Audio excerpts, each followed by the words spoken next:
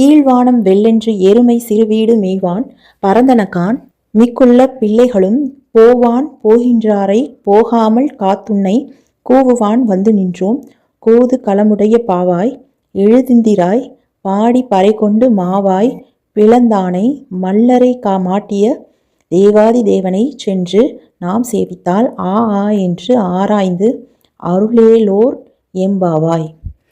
இதன் பொருள், மகிழ்ச்சியை மட்டுமே சொத்தாக கொண்டவனே, அழகு சிலையே, கிழக்கு வெளுத்து எருமைகள் மேய்ச்சலுக்காக புல் மைதானங்களில் நிற்கின்றன.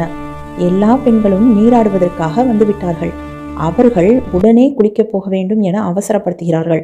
ஆனாலும் உனக்காக தடுத்து நிறுத்திவிட்டு உன்னை கூவி கூவி அழைக்கின்றோம்.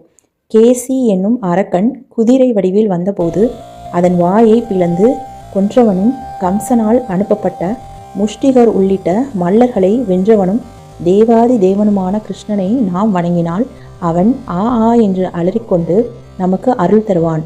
பெண்ணே, உடனே கிளம்பு என்று ஆண்டாள் கூறுகிறாள்.